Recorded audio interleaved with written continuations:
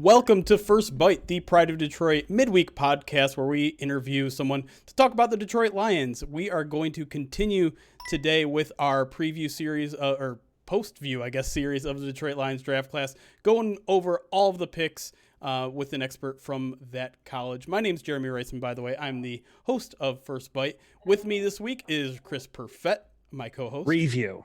It's called a review, Jeremy. Thank you. It's called a review. I appreciate that. This is why you're normally the host, I guess. Yeah, this is why, that was a very adequate move to just call it post view. So, I approve. I absolutely approve.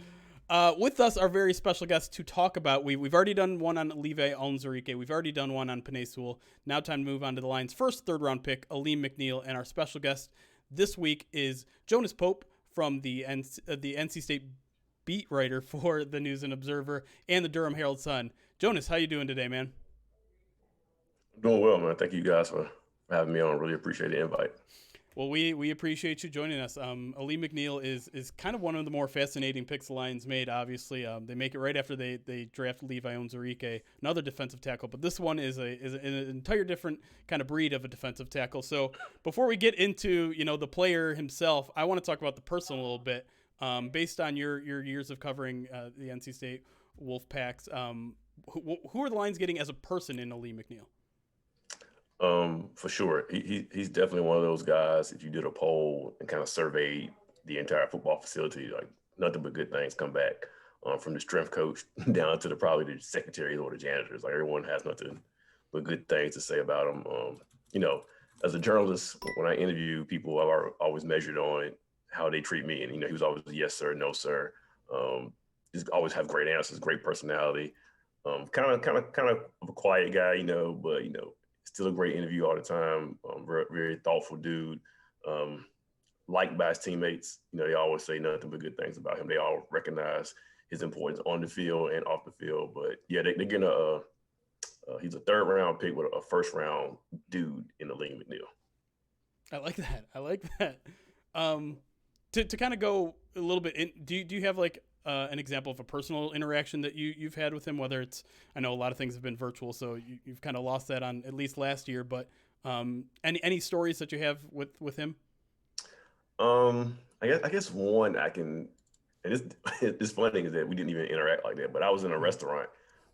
We're in Raleigh, the next city over is Durham, and it's a very popular food truck type restaurant in Durham, and I was there with a friend one night, and I saw Alim and some other NC State football players in the line, and they're all wearing their state gear, and I didn't want to bother them. I'm not the type to walk up to them in public like, "Hey, I'm Jonas, I cover you." But that's just not me. Right. But what I did text the SID. I was like, "Hey, I see some of your guys over here at the food truck. Just want to, just wasn't trying to tell on them or anything like that. They weren't doing anything wrong. I was just saying that, hey, there, I saw some of your guys." And she was like, "Well, who's there?" I was like, "Alim," and I named some other guys. She's like, "Okay, I'm not worried about them." So, when those guys are out and about, they know they're gonna do the right thing and around throughout the community. But then later on, she said she told those guys that I texted her, and they were like, "Oh, why didn't he say hello? Or why didn't he come over and speak to us?" So that just goes to show that they're down to earth. He's a down to earth, level-headed guy.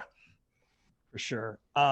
It's funny you mentioned, I think, first round guy with, who goes in the third round, because I think me and Jeremy were talking before about, what did that drop? Maybe we'll come back to that in a second. But I did want to talk about when NC State landed Alim McNeill, because he was a four-star athlete out of high school.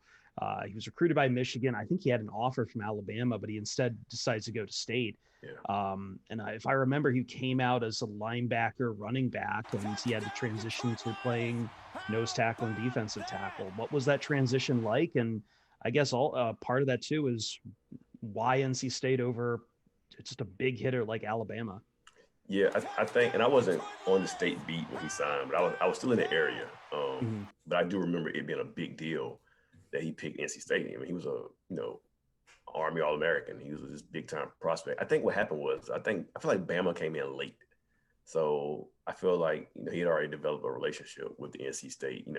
He's right here from Raleigh, so they're in his backyard. Yeah, home has a hell of a draw, that's for sure. One would think his brother committed to Oregon, so it goes both ways. But no, for him, it seems like that was the case. Like you said, Bama came in at the last minute, and everyone's like, "Oh, well, he's definitely not going to turn down Alabama." But he wanted to stay close to home. And like you said, in high school, Alim was a 260-pound running back and linebacker and a baseball player. I don't know you guys. I'm sure you guys do that too. Pretty good baseball player. So he was an athlete. He's like one of those dancing bears in the Disney movies back in the day. Light on his feet, athletic dude. But yeah, I mean, he came into state. Everyone knew he wasn't going to play linebacker. He was too big. He was already 270 pounds by the time he got on campus, and it was an easy transition to put those 30 pounds on him and put him down in the trenches. And then he's so athletic. So you just knew that he would win those battles and just become like a dominant NFL type prospect.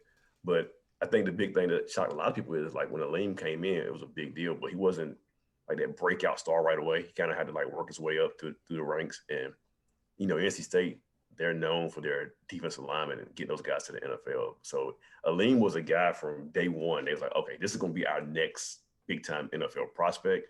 And he just had, I don't think those numbers matched that expectation early on. But then this past year, he just had a breakout season, and the rest is history. Now he's in Detroit. Well, yeah, I want to talk about that kind of early career of him because, the stats aren't that bad. He has 5.5 tackles for loss, 3.5 sacks that first year, and then kind of explodes the next year after that. But was there a moment watching him where maybe it was in practice, maybe it's something you said, maybe it's something you did in the game where you're just like, oh, this guy's going to be really good? You mean early on? Yeah.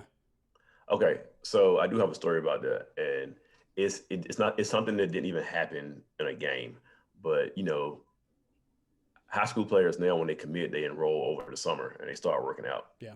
And so NC State, like every other program, posts these videos all summer, these hype videos showing the kids going through workouts and drills. So NC State has this drill. I guess a lot of teams have it where two players grab a tire and just kind of tugging at each other, a tug of war with the tire. Yeah.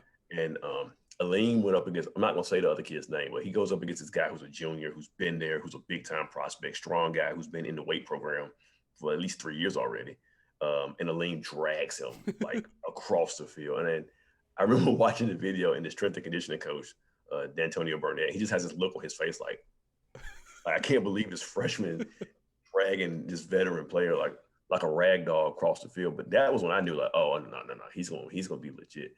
And like I said, the numbers aren't that bad, but I think the expectation was so high. Yeah. He had a pretty good freshman year, but yeah, when I saw that, I was like, oh no, he's definitely going to be their next guy. And here he is. Let's move on to that junior or the sophomore year, I should say.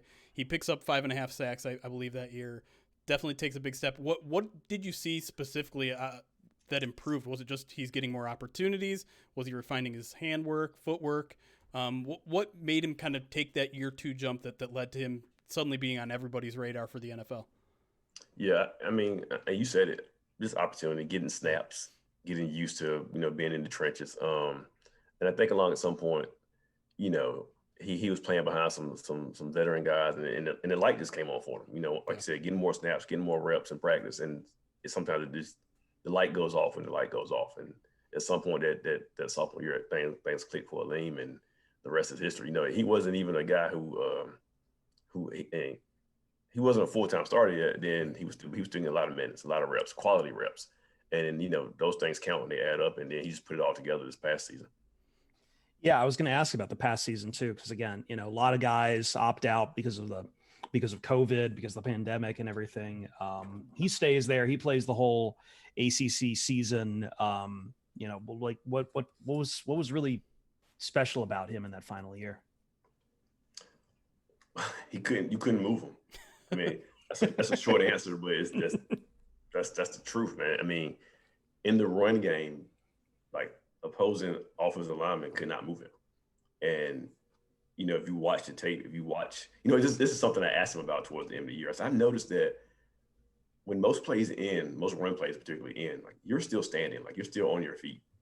Like that means he's not getting pancaked. He's not getting pushed back. Like he makes tackles, he makes plays, but he's still on his feet.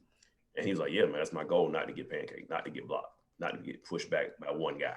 And, you can see it when you watch. I think the first game I was like, oh, I have certain games I watch. I'm like, oh yeah, he just made himself some money in that game. I think with, a couple years ago with Bradley Chubb was when they played Florida State down in Florida State. I was like, yeah, he made himself some money with that game. But I think with Alim is when they play at Pittsburgh, October 3rd. And, Pittsburgh, is a physical team. They have a great center, and they try to establish the line of scrimmage and run the ball at you. Now, Alim, he finished that game with one tackle. I'm sorry, 3 tackles, and it's not something that's going to jump off the page, but they just couldn't move him that game. I mean, NC State had a huge goal line stop on a 4th and 1 from the 1, and Alim McNeill and Josh Harris, another guy, they get a lot of credit. They just couldn't move him. And that was the story for the entire game. And then you fast forward. I mean, he had some games with 4 tackles, but then you fast forward to a game like the Syracuse game. It doesn't get talked about a lot, but that's another game. Syracuse was trying to run it right at NC State. He only finished that game with 1 tackle, but they just could not move him. They were trying to run north and south, but the running back would run to the center because Alim was pushing him in the backfield, had to redirect. And that's just that was the case more times than not this season. Then, of course, against Virginia, he gets a pick 6, and you get to see how athletic. I was going to say that like he had 3 guys on him, and again, none of them can move him. He takes that thing and goes all the way around. Oh my God!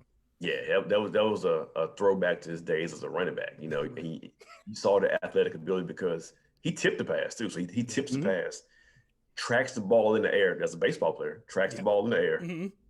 Catches it with his hands, runs the rest of the way, stiff arms a guy. It's like a bus running back into the end zone, man. Exactly. The bus. Jerome Bettis, a Detroit guy. So yeah, exactly. he looked like the bus with that pick 6. And I think it's really the play that opened a lot of people's eyes. Like, whoa, this guy's 320 pounds. And he made that play. So yeah, those type of things is what made him the great player he was this year. And I actually watched an interview where someone asked him about that play, and apparently some people were calling it the Thick 6. Thick 6, yep. He did not like that. He said he does not like that nickname. So news to anyone out there, any Lions fans, if you run into Alim McNeil, don't refer to that play as the Thick 6. But I kind of love it. That's I'm not you, Dave. I'm just joking. But I want to talk a little bit more about that senior year because a lot of people will look at the stat sheet and they'll see he goes from 5.5 sacks to 1 sack in 2020. And we asked Alim about this as well, and he said, basically he went from facing double teams maybe once every couple games to only seeing double teams in 2020. In 2020, is that kind of how you saw it play out as well? Yeah, this dude never got a one-on-one block. I mean, he was guaranteed to see 2 guys every single snap. And, they played 3 down linemen. So, of course, him being the middle guy, he's going to get all the attention because he's so strong. He was just dominating his spot. So, yeah, I mean, I felt bad for him. But he was doing his job. The stats don't jump out from that position. It's not a glamorous position. But if you ask any linebacker on that roster, they'll tell you they were so good and they were so productive because Alim was so good at his job. So the Detroit Lions linebackers they should go ahead and buy him a watch or give him some prizes now because he's going to make their job a lot easier, definitely, especially in the run game. That is music to Lions fans' ears because I think a lot of people look at that linebacking core the Lions have. And it's not the strongest, but if they can get all the help from up front, and I think that's obviously the Lions' plans, is get a bunch of disruptors up front, like Alim, like Levi Onwuzurike, and let those guys kind of run free. Before we head to our break here, the last thing I want to talk about is kind of his position there at nose tackle because we've talked a lot about his athleticism. I think that's what pops on tape. It's just like that quick first step, which can lead to some pass rush. But you mentioned it a lot. A lot of his contributions last year, I think, had come from that run defense, his strength, his power, and I think maybe that's something that people underrate. So can you talk a little bit about how much of a disruptor he is in the run game just based on his strength? Yeah, I mean, it just goes back to he's got a thick base, and it's hard to move him. He has huge legs, huge hips, a wide base, and this guy has good leverage, and guys just can't move him. And so in college, you had to put 2 guys on him. And so if 2 guys are on him, that means, hey, 1 guy's on the defensive end, one-on-one, the linebacker can run free. He's just so strong. He's one of those, 600-pound squat guys or 300-pound, bench press guy. Just such a strong dude who really bought into the program there, the weight room program there, from day one. And he was already strong when he got there. He just kept getting stronger, and he's just tough to move, man. I can't say that enough, and that's what makes him so stout in the run game. You got a guy who's not getting pushed 2 or 3 yards off the ball every snap, and he's resetting the line of scrimmage almost every snap, and that makes the job a lot easier for everyone else around him. Good stuff. All right, we're going to take our first break here. First bite, we're talking to Alim McNeill with Jonas Pope from the News and Observer and Durham Herald-Sun. When we come back, we'll talk more about him, talk maybe about some weaknesses in his game and what he projects to in the NFL level. So stick with us. We'll be right back.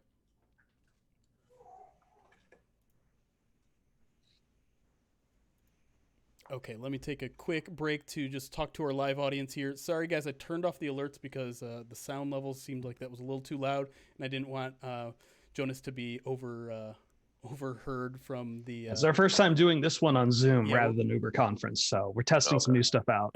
Okay. But really quick, thank you for the subscription. Uncle Indigo for the 13 months. Michael T. Dunn for the 2 months in a row, 3 total. 212 MSU for 2 months as well, and then we had a big 5 gifted sub bomb from Lefty Detroit.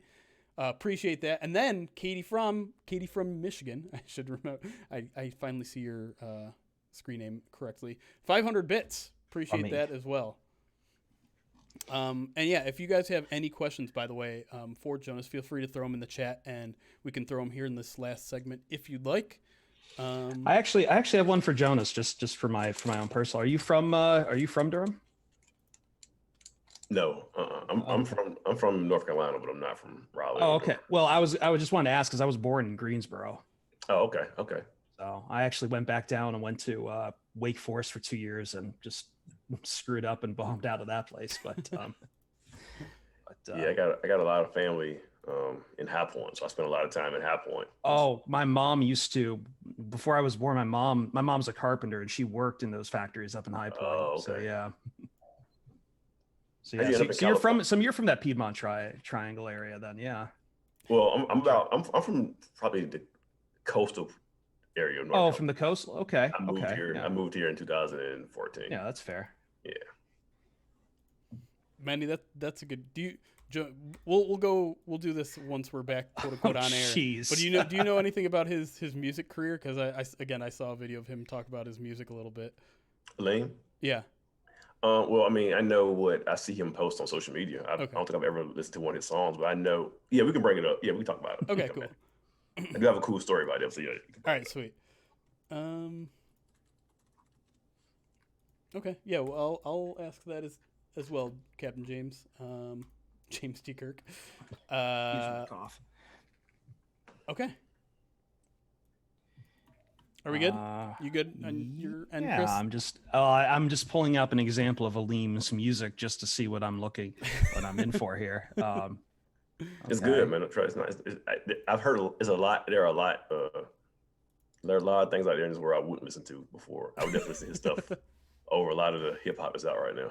Yeah, the Lions need a musical guy back in the locker room now that Marvin Jones is gone. He was the key source of music creation.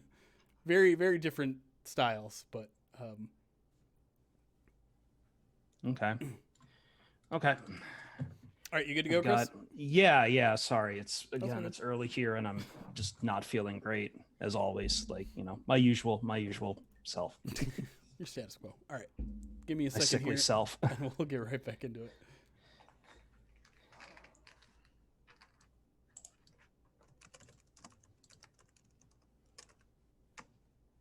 And we are back on First Bite talking about Alim McNeill with Jonas Pope of the News and Observer and the Durham Herald-Sun, the beat writer for NC State Wolfpack.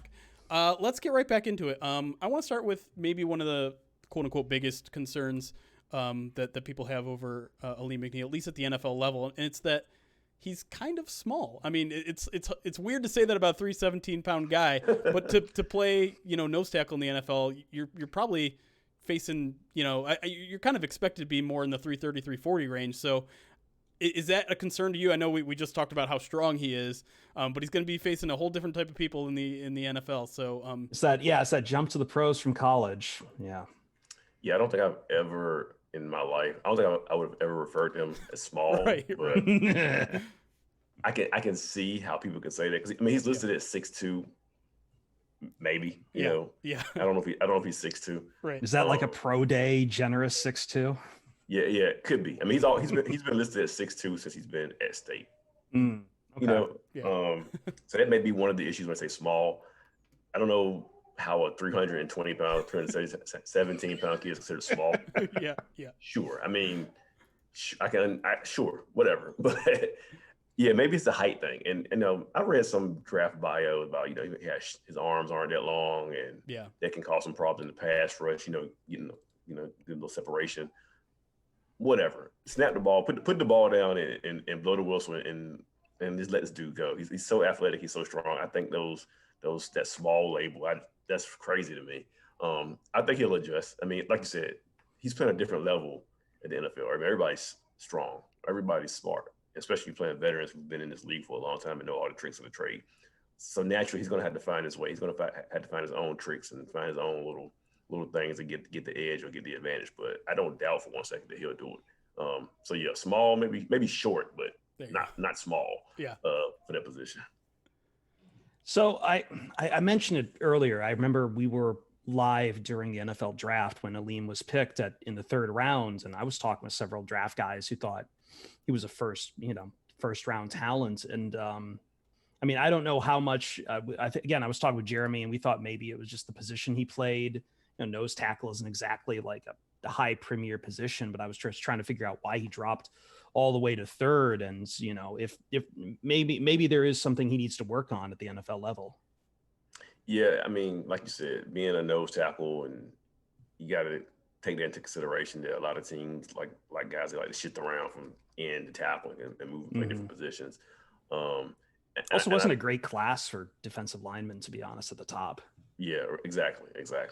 And I think we all know the NFL is a passing league and the quarterbacks are the stars, and you got to be able to rush the passer. And, I think there were some concerns about his pass rush and his low numbers in sacks and putting pressure on the quarterback.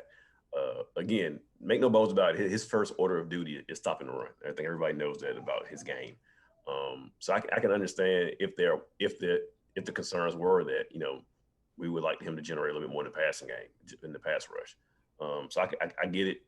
But again, put the ball down, first down, second down, they're going to try to run this guy. It ain't going to work. So they'll get him off the field on third down if they think he's an issue with the passing game. Well, I actually want to talk a little bit more about that because I personally, looking at the tape, I think he brings a lot more pass rush than maybe people think of really any nose tackle. I mean, the Lions had a nose tackle already here in John Pennicini, but he did not bring like he was pure run stuffer. But with that athleticism, with that quick first step, I think McNeil can be a force in the pass rusher. And I mean, he might not be out there for third downs. He's not going to be like a premier pass rusher, but teams pass on first and second down, and I feel like he can probably push the pocket, maybe even slip by a couple guy or two. Do you think that's something he's capable of doing at the NFL level?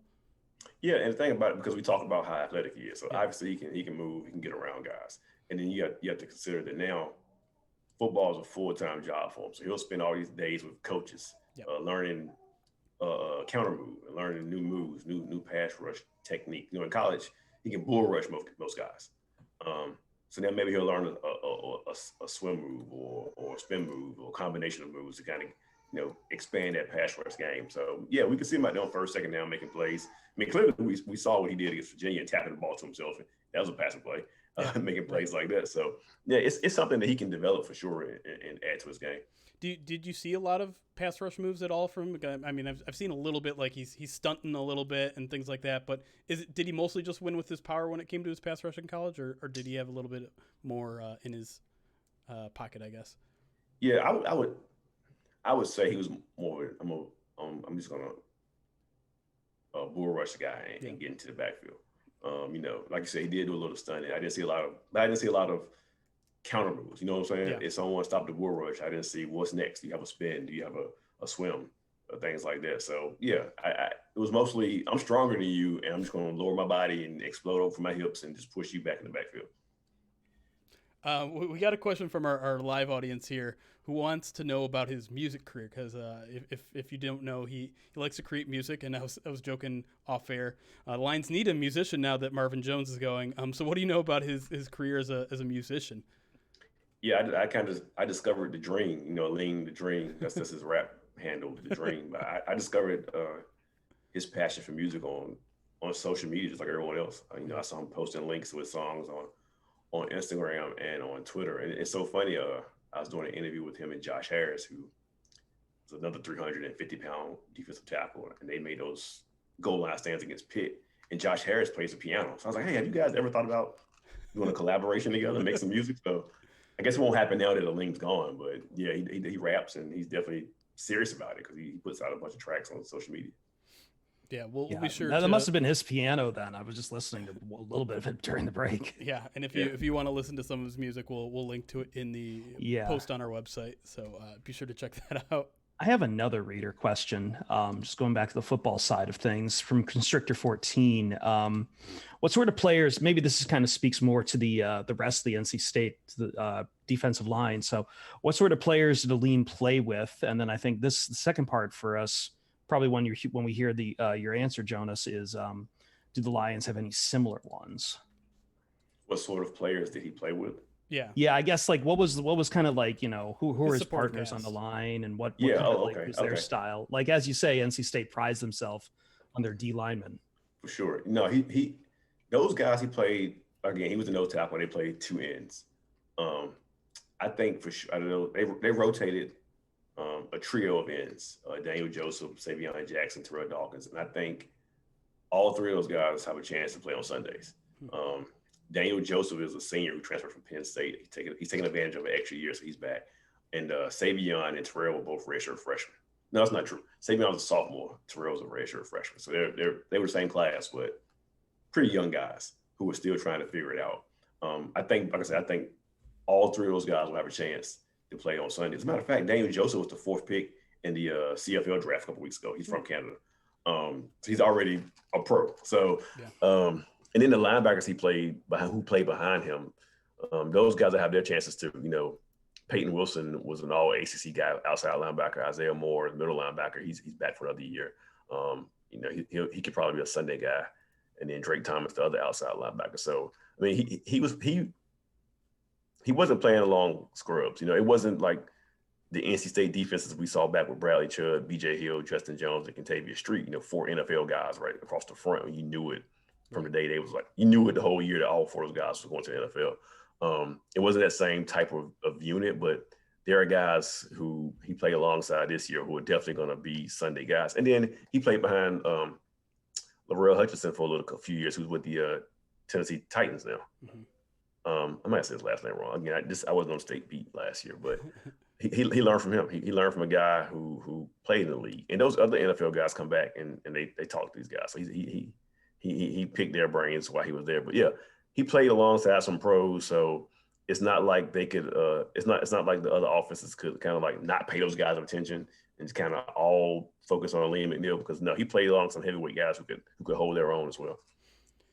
Kind of going back to him as a person, did you get a sense of how he was in the locker room, like as a teammate? Was he kind of the leader of that group? Because it sounds like he played around some young players. Was he someone that would kind of take leadership? Is he more of a lead by example kind of guy, or is he just kind of like, I'm going to go do my thing, you guys go do your thing? Again, it was hard to tell this year because of COVID, and we weren't at the facilities. We weren't at practice. We were talking over Zoom all the time. I just feel like he was the voices on that defense were Isaiah Moore, the linebacker, Peyton Wilson, the linebacker, Tanner Ingle, the safety. Like, those are the older guys. Even though Alim just left, he left early. So Isaiah and Tanner are older than he is. He and Peyton are the same class.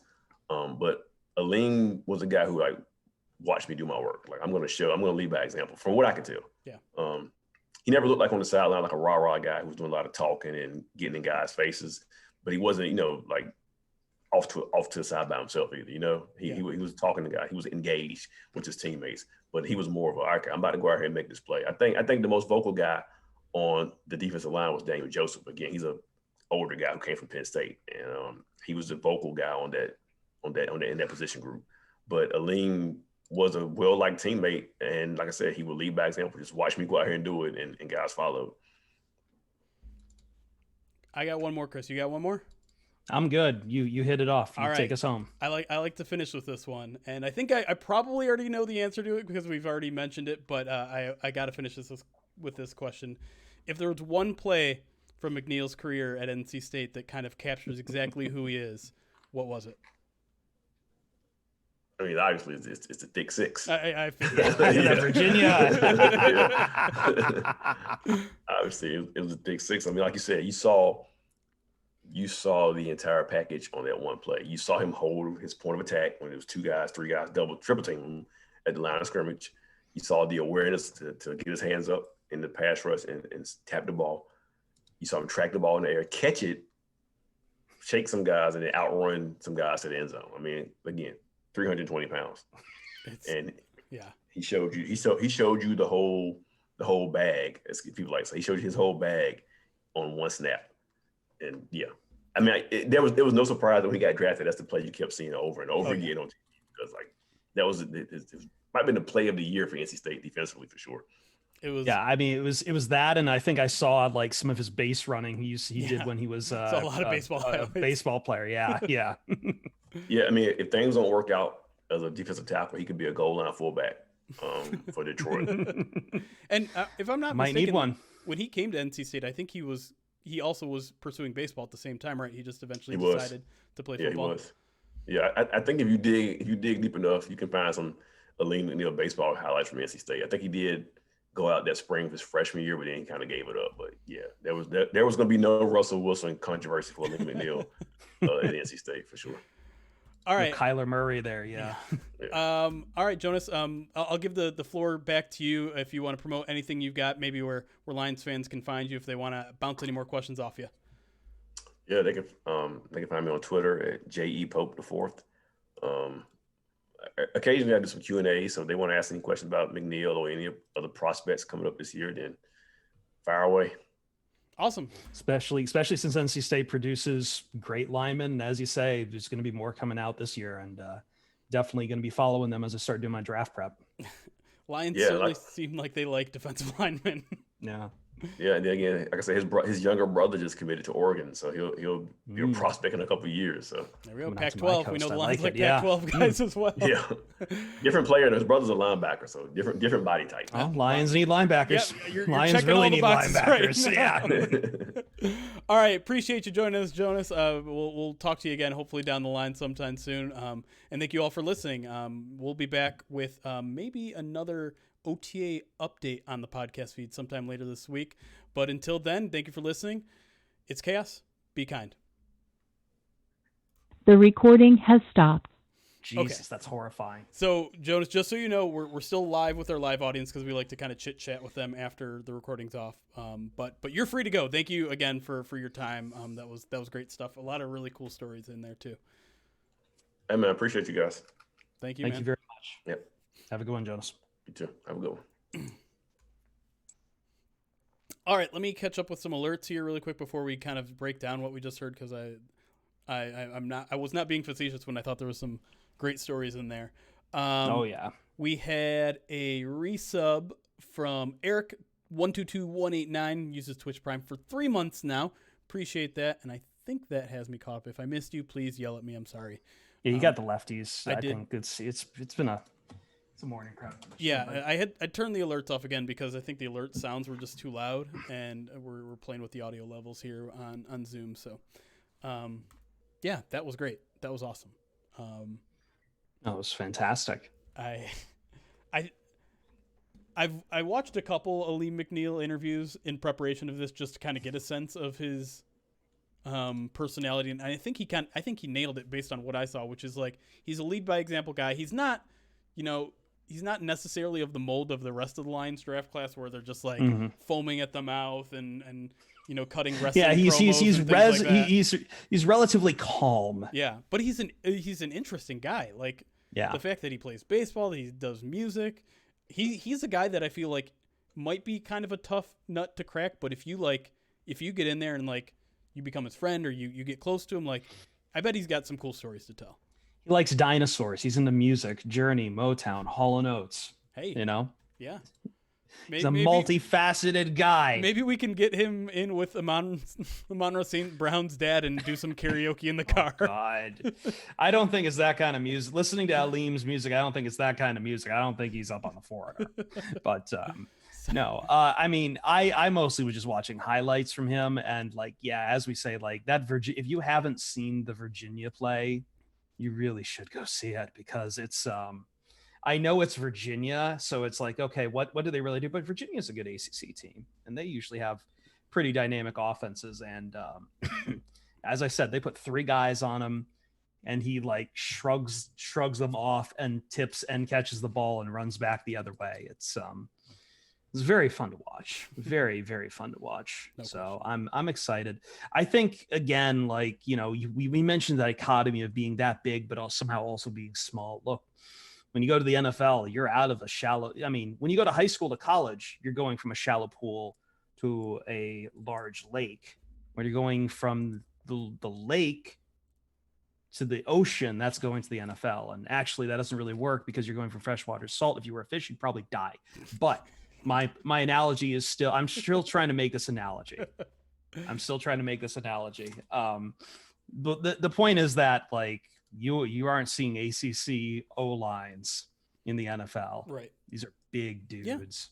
Yeah. It's certainly going to be a challenge for him, and yeah, but it's a challenge. It's a challenge for everyone. Of course. It's every player. There is there's nowhere in college where you can simulate, not even in the SEC West, where you can simulate perfectly what it's like playing in the NFL. I was just having this argument with a friend the other night who keeps insisting to me that nobody should pay attention to Malik Willis because he plays at Liberty. And I'm like, I don't know what to do, man. You want me to figure out an NFL team to simulate him against? I can't do that. Right. And we've seen Alim McNeill make a huge adjustment from high school to college. Yeah. He went from linebacker, running back to defensive tackle. He put on 40 pounds to play defensive tackle at the college I think level. the work ethic is seemingly there. Oh, no question. Absolutely. And no question the work ethic is there. So and it's all a matter of just, yeah. The good part is that the scheme sounded almost exactly the same that he was describing. So, like, his role from his senior year to his rookie year here in the NFL, it's going to be the same. It's just buckle up, buddy. I might have to go back and listen to his answer again about, how NC State kind of dealt with their lines. They rotated ends. Mm-hmm. We obviously still need to see what the Lions are going to do with their new defense. We can't just go off of, but that's what the OTAs are for. And I think it'll be interesting to see how much of that plays to Alim's strength. And, he is probably stops the run first, but that kind of presence up the middle is good for anything. Sure. So, but yeah, and I just think, like I said, the Lions have that stop the run force in a guy like John Pennicini, but he's nowhere near athletic as Alim McNeill. And so I think, like I said, I think Alim brings a lot more in terms of early down in case they go pass.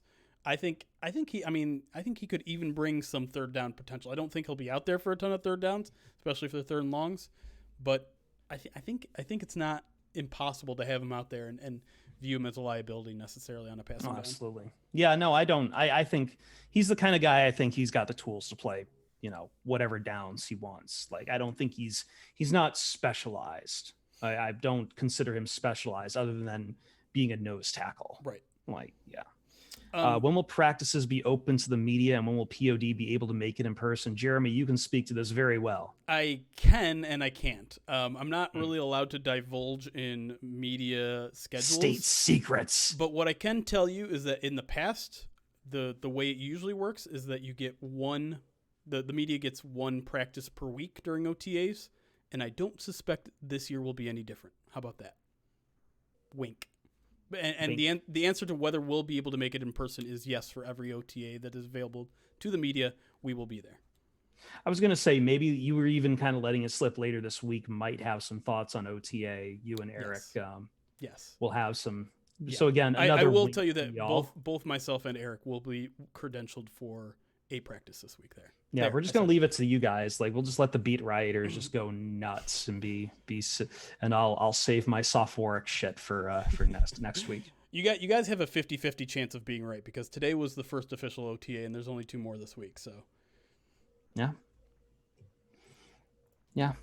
Locker room later this on Saturday too. Yep, we'll do a locker room on Saturday. I'm still trying to decide.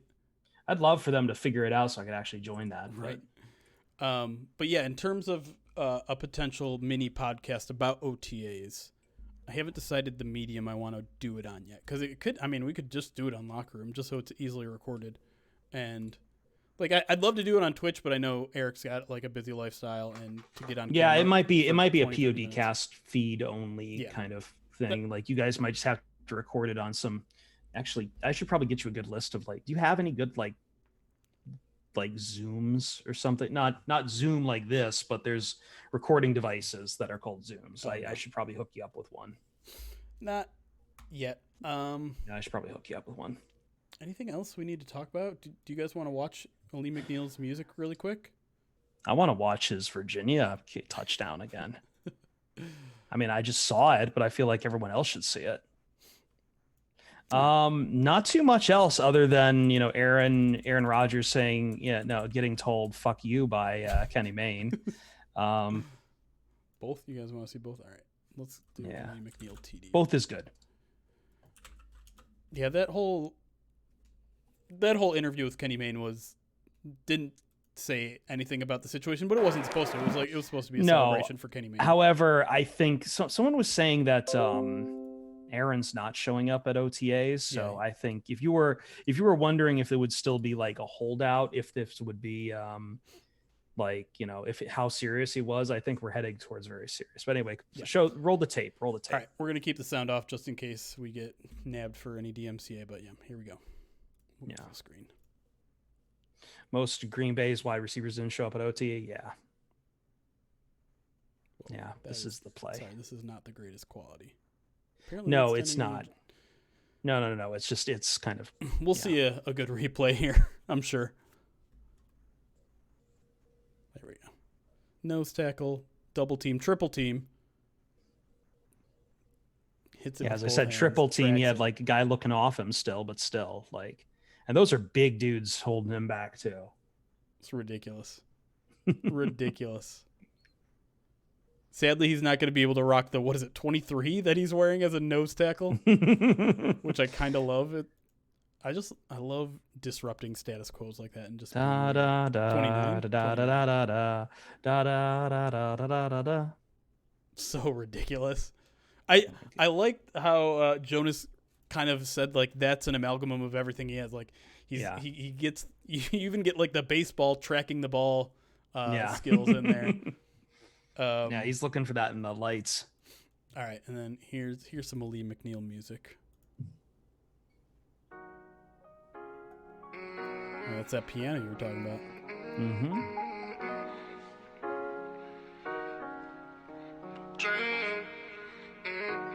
Great graphics on this too. Dream, Alim the Dream. I love audio viz like this. Realest hit a living, I'm just out here and I'm getting it. Hustle till I drop, my mama pops gonna be my witnesses. Need 100 million, I won't stop until I get it. Flipping cash, I need it fast, I stack it and forget that ish. I heard they was talking down on me, but I don't really care. So on the people, it don't hurt me. I have clean out I'm not much grab one the mic and I'll start serving. My IBMs are running, it's very well switching lanes, produced. I'm swerving. Getting to this cash and we don't stop, not even sundown. I be your fed, this music easy, so what's up now? Presentation is great too. That audio viz right there is good audio viz. Like for me, coming from the ages of like Winamp, I love good audio viz. All right, I got nothing else to talk about, chat. It's been a very slow day in Lions Land. Not really any news breaking at all. Not that we expected it. Although today is the first day of OTAs, where they're legitimately practicing. Yeah. Where last week, I think, or yesterday, they were simply just kind of going through some drills. I'm not entirely sure the exact delineation between OTA and just kind of like field work, but hopefully, my hope is that we get more photos, which I'm sure we will.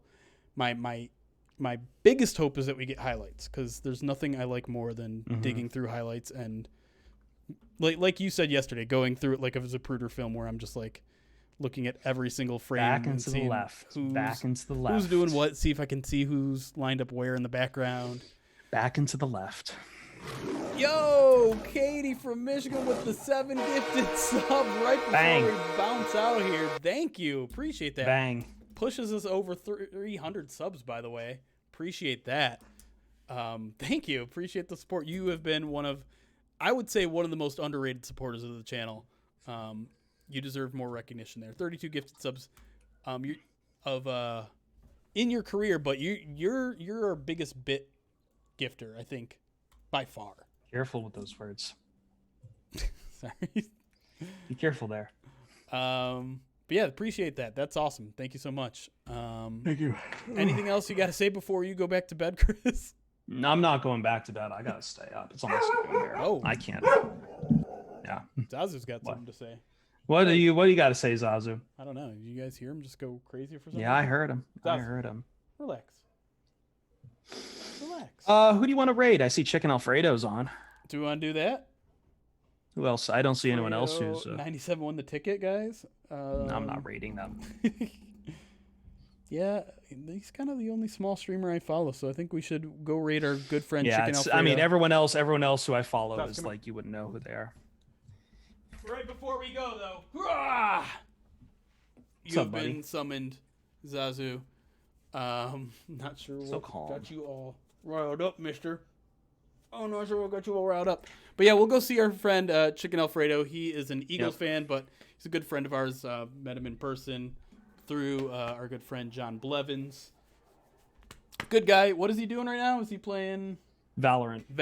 Playing some of Valorant. Course. Yep. So go talk to him about some stuff, I guess. I don't know. Yep. But hang out if you want to watch some. I'll be back later this week too with some of my own personal streams. Yes. I think maybe tonight. If not, then definitely tomorrow. I've got time to stream now because we're getting this out of the way pretty early in the week.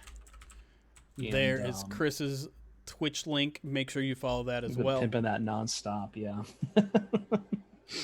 No, I've been having fun with it. And I do some lot of Lions questions. If you show up and ask me a Lions question, I will answer it. It's not just me trying to escape being a Lions guy.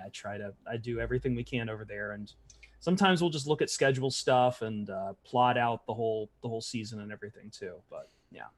Make sure you follow him. Alex, nope, no tennis today. Sorry. Still got some stuff I got to do after this. But you guys are addicted. Anyways, we're going to head out, guys. Thank you for joining us. Hope you enjoyed the podcast. If you missed any of it, it'll be up on YouTube shortly, or it'll be on our podcast feed tomorrow.